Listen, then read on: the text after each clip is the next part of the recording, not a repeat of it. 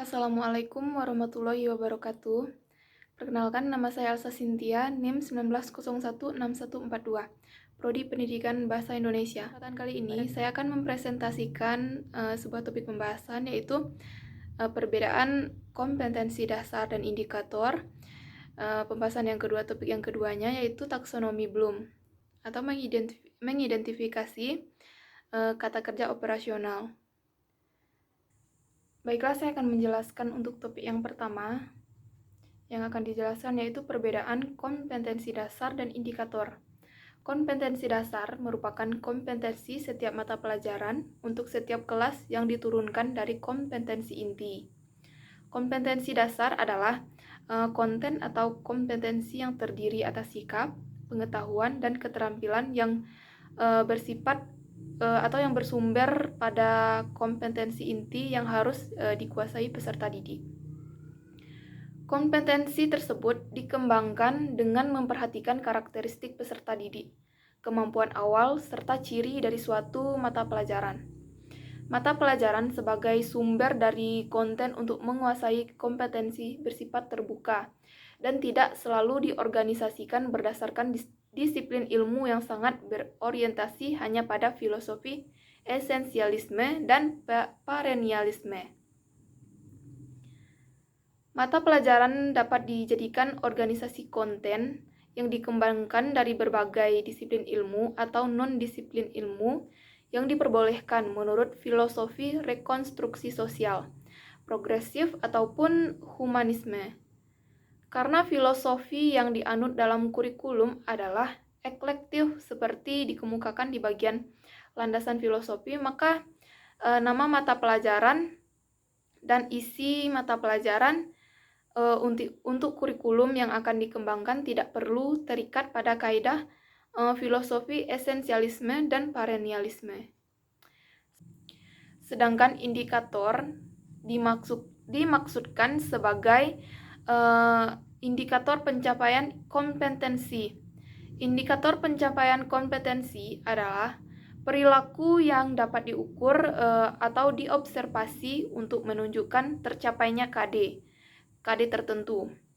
Indikator merupakan ciri-ciri atau tanda-tanda yang menunjukkan penguasaan KD oleh peserta didik. KD ini yaitu kompetensi dasar tadi kan.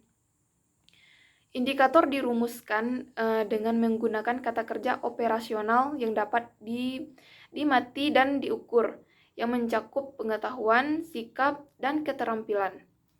Menurut Nazar, indikator merupakan penanda pencapaian kompetensi dasar yang ditandai oleh perubahan perilaku yang dapat diukur yang mencakup sikap, pengetahuan, dan keterampilan yang dapat dijadikan sebagai pedoman atau acuan dalam penyusunan alat penilaian. Sedangkan menurut Badan Standar Nasional Pendidikan, indikator adalah kompetensi dasar yang secara spesifik dapat dijadikan ukuran untuk mengetahui ketercapaian hasil pembelajaran. Karena indikator merupakan KD yang spesifik. Apabila serangkaian indikator dalam suatu kompetensi sudah dapat terpenuhi, berarti target kompetensi dasar tersebut sudah terpenuhi.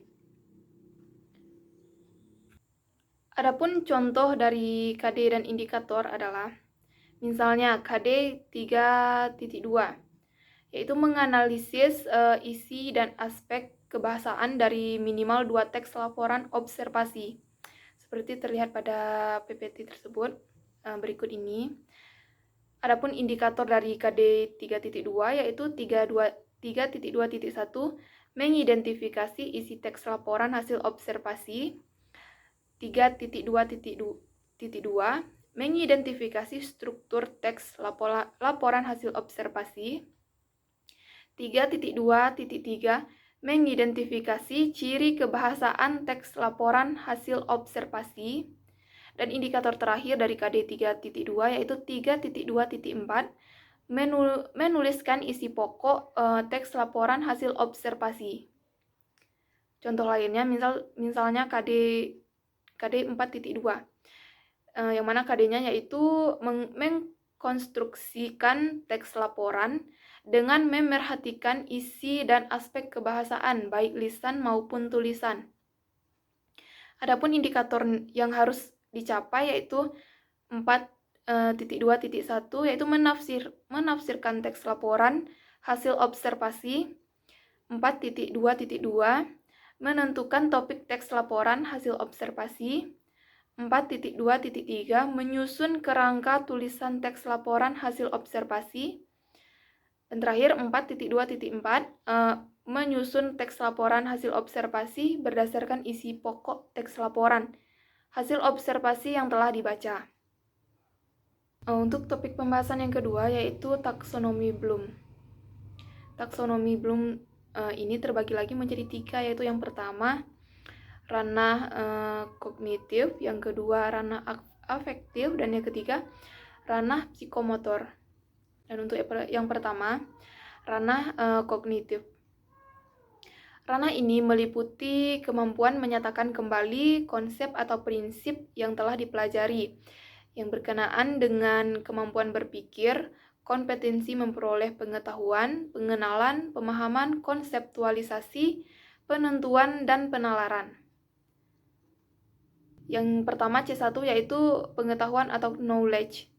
Pada jenjang ini menekankan pada kemampuan dalam mengingat kembali materi yang telah dipelajari seperti pengetahuan tentang istilah, fakta khusus, konvensi, kecenderungan dan urutan, klasifikasi dan kategori, kriteria serta metodologi. Tingkatan atau jenjang ini merupakan tingkatan terendah namun menjadi prasyarat bagi tingkatan selanjutnya. Di jenjang ini, peserta didik menjawab pertanyaan berdasarkan dengan hafalan saja. Kata kerja operasional yang dapat dipakai dalam jenjang ini adalah mengutip, menyebutkan, menjelaskan, menggambarkan, membilang, mengidentifikasi, mendaftar, menunjukkan, memberi label, memberi indeks, memasang, menamai, menandai, membaca, menyadari, menghafal, meniru, mencatat, mengulang, mereproduksi, meninjau, memilih, menyatakan, mempelajari, mentabulasi, memberi kode, menelusuri, dan menulis. Selanjutnya ada C2 yaitu pemahaman atau comprehension. Pada jenjang ini, pemahaman diartikan sebagai kemampuan dalam memahami materi tertentu yang dipelajari. Kemampuan-kemampuan tersebut yaitu yang pertama translasi atau kemampuan mengubah simbol dari suatu bentuk ke bentuk lain. Yang kedua interpretasi, kemampuan menjelaskan materi. Dan yang ketiga atau yang terakhir ekstrapolasi, yaitu kemampuan memperluas arti. Di jenjang ini, peserta didik menjawab pertanyaan dengan kata-katanya sendiri dan dengan memberikan contoh baik prinsip maupun konsep. Adapun kata kerja operasional yang dapat dipakai dalam jenjang ini adalah memperkirakan, menjelaskan, mengkategorikan, mencirikan, merinci, mengasosiasikan, membandingkan, menghitung, mengkontrakskan, mengubah, mempertahankan, menguraikan, menjalin, membedakan, mendiskusikan, menggali, mencontohkan, dan lain sebagainya. Selanjutnya ada C3 yaitu penerapan atau application. Pada jenjang ini, aplikasi diartikan sebagai kemampuan menerapkan informasi pada situasi nyata di mana peserta didik mampu menerapkan pemahamannya dengan cara menggunakannya secara nyata. Di jenjang ini, peserta didik dituntut untuk dapat menerapkan konsep dan prinsip yang ia miliki pada situasi baru yang belum pernah diberikan sebelumnya. Adapun kata kerja operasional yang terdapat pada C3 ini yaitu menugaskan, mengurutkan, menentukan, menerapkan, dan lain sebagainya. Bisa dilihat pada PPT yang telah saya lampirkan. Selanjutnya yaitu C4, analisis. Pada jenjang ini, dapat dikatakan bahwa analisis adalah kemampuan menguraikan suatu materi menjadi komponen-komponen yang lebih jelas. Kemampuan ini dapat berupa yang pertama yaitu analisis elemen atau unsur, atau analisis bagian-bagian dari materi. Yang kedua, analisis hubungan atau identifikasi hubungan.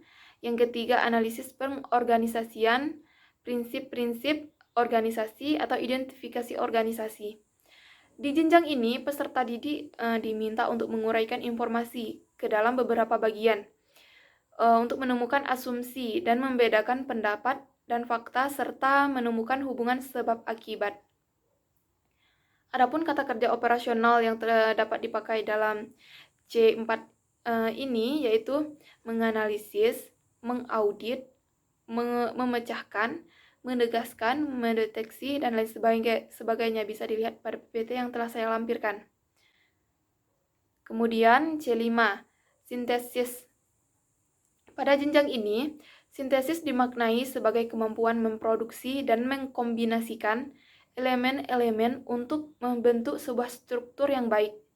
Kemampuan ini dapat berupa memproduksi komunikasi yang baik, rencana atau kegiatan yang utuh, dan seperangkat hubungan yang abstrak. Di jenjang ini, peserta didik dituntut menghasilkan hipotesis atau teorinya sendiri dengan memadukan berbagai ilmu dan pengetahuan yang mereka ketahui. Adapun kata kerja operasional yang dapat dipakai dalam jenjang ini adalah mengabstraksikan, mengatur, menganimasi, mengumpulkan, mengkategorikan, mengkode, mengkombinasi, dan lain sebagainya. Kemudian yang bagian terakhir dari bagian ranah kognitif yaitu ada C6, evaluasi atau evaluation. Pada jenjang ini, evaluasi diartikan sebagai kemampuan menilai manfaat suatu hal untuk tujuan tertentu berdasarkan kriteria yang jelas. Kegiatan ini berkenaan dengan nilai suatu ide, kreasi, cara, atau metode. Pada jenjang ini, seseorang dipandu untuk mendapatkan pengetahuan baru, pemahaman yang lebih baik, penerapan baru, serta cara baru yang unik dalam analisis dan sintesis. Menurut Bloom, paling tidak ada 2 jenis evaluasi, yaitu evaluasi berdasarkan bukti internal dan evaluasi berdasarkan bukti eksternal. Pada jenjang ini, peserta didik mengevaluasi informasi termasuk di dalamnya melakukan pembuatan keputusan dan kebijakan. Adapun kata kerja operasional yang dapat dipakai dalam jenjang ini yaitu membandingkan, menyimpulkan, menilai, mengarahkan, mengkritik, menimbang, dan lain sebagainya. Bisa dilihat langsung pada PPT yang telah saya lampirkan. Untuk topik yang kedua atau bagian dari taksonomi Bloom yang kedua yaitu ada ranah afektif. Ranah afektif adalah ranah yang berhubungan dengan sikap, nilai, perasaan, emosi, serta derajat penerimaan atau penolakan suatu objek dalam kegiatan belajar mengajar. Dalam ranah afektif ini terbagi lagi menjadi 5 kategori, yaitu yang pertama receiving atau attending atau penerimaan. Kategori ini merupakan tingkat afektif yang terendah yang meliputi penerimaan masalah, situasi, gejala, nilai, dan keyakinan secara pasif. Penerimaan adalah semacam kepekaan dalam menerima rangsangan atau stimulasi dari luar yang dapat datang pada diri peserta didik. Hal ini dapat dicontohkan dengan sikap peserta didik ketika mendengarkan penjelasan pendidik dengan sesama di mana mereka bersedia menerima nilai-nilai yang diajarkan kepada mereka dan mereka memiliki kemauan untuk menggabungkan diri atau mengidentifikasi diri dengan nilai-nilai tersebut. Kata kerja operasional yang dapat dipakai dalam kategori ini adalah memilih, mempertanyakan, mengikuti, memberi, menganut, mematuhi, dan meminati. Kategori kedua dari ranah afektif ini yaitu ada responding atau menanggapi. Kategori ini berkenaan dengan jawaban dan kesenangan menanggapi atau merealisasikan sesuatu yang sesuai dengan nilai-nilai yang dianut masyarakat. Atau dapat pula diartikan bahwa menanggapi adalah suatu sikap yang menunjukkan adanya partisipasi aktif untuk mengikutsertakan dirinya dalam fenomena tertentu dan membuat reaksi terhadapnya dengan salah satu cara.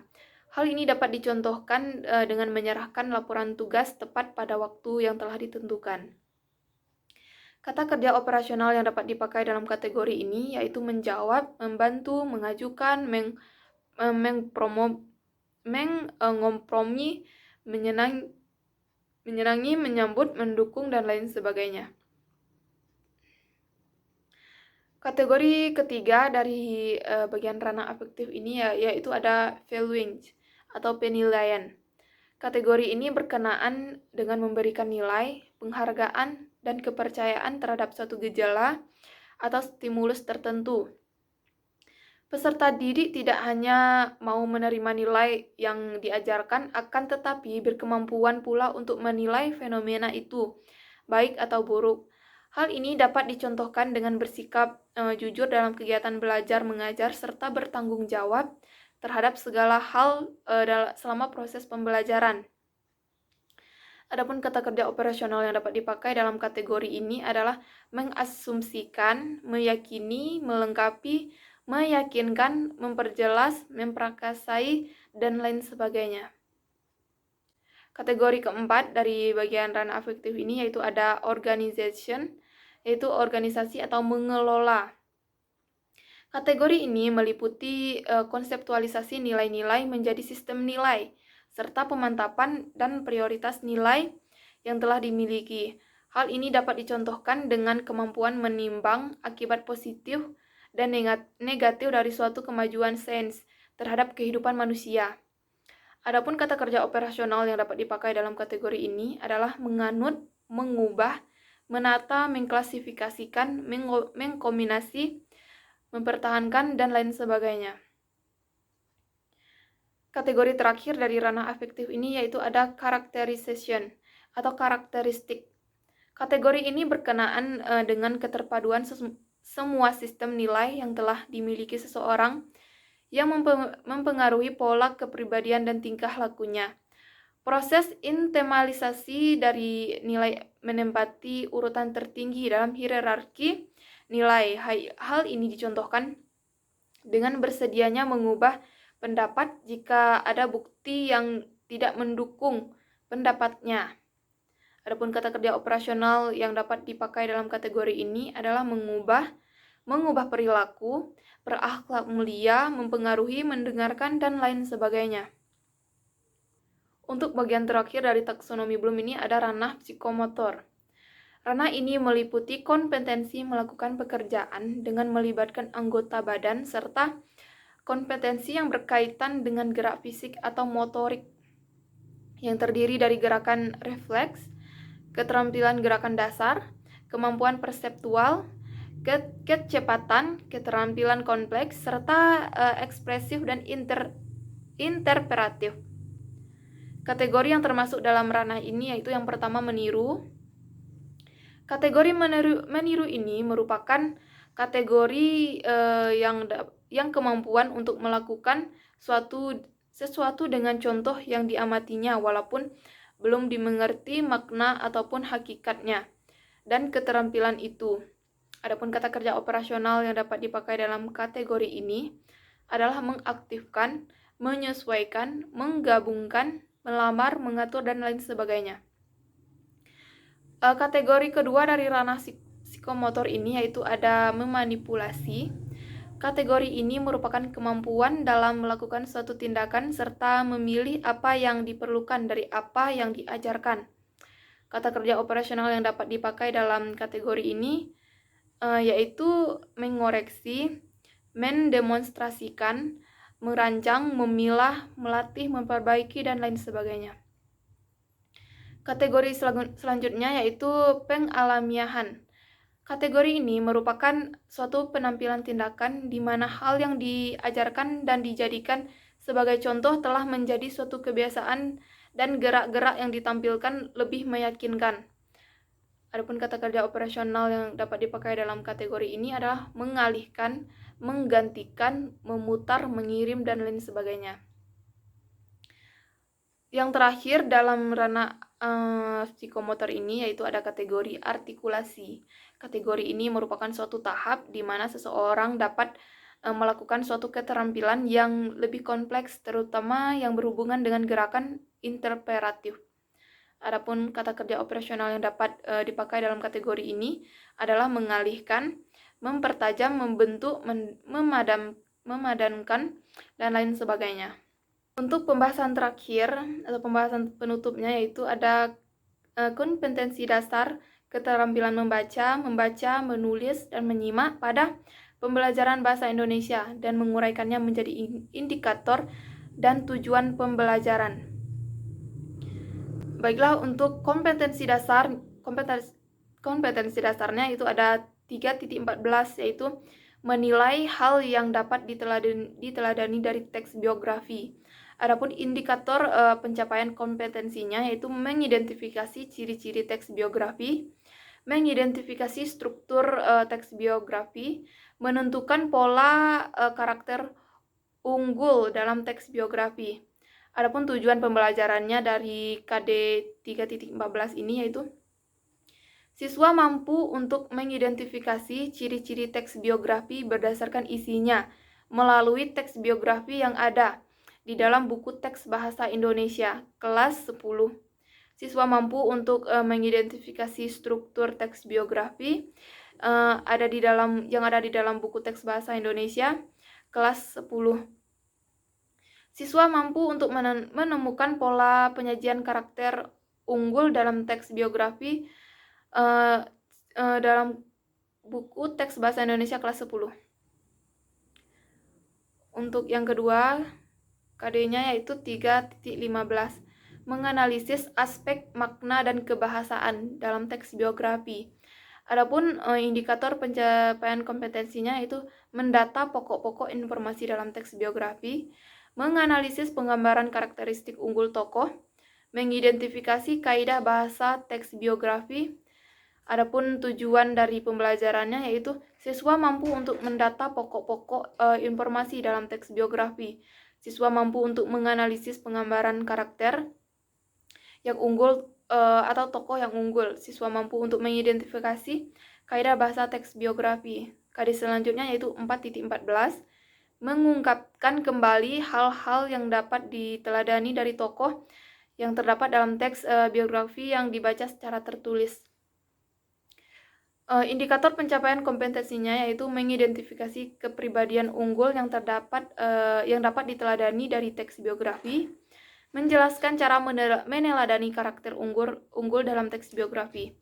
Adapun tujuan pembelajarannya yaitu siswa mampu untuk mengidentifikasikan kepribadian unggul yang dapat diteladani dari tokoh biografi, dan siswa mampu untuk menjelaskan cara meneladani karakter tersebut. Selanjutnya, KD selanjutnya itu 4.15, menceritakan kembali isi teks biografi baik lisan maupun tulisan. Adapun indikator pencapaian kompetensinya yaitu menceritakan kembali isi teks biografi dengan pola penyajian yang berbeda, menceritakan kembali teks biografi yang dibaca dengan bahasa sendiri. Adapun tujuan pembelajarannya yaitu siswa mampu menceritakan kembali isi teks biografi dengan pola penyajian yang berbeda, dan siswa mampu untuk menceritakan kembali teks biografi yang dibaca dengan bahasanya sendiri. Baiklah, sekian presentasi dari saya mengenai topik-topik pembahasan yang telah saya sebutkan. Jika ada kesalahan, saya mohon koreksi dan mohon maaf. Sekian, terima kasih. Wassalamualaikum warahmatullahi wabarakatuh.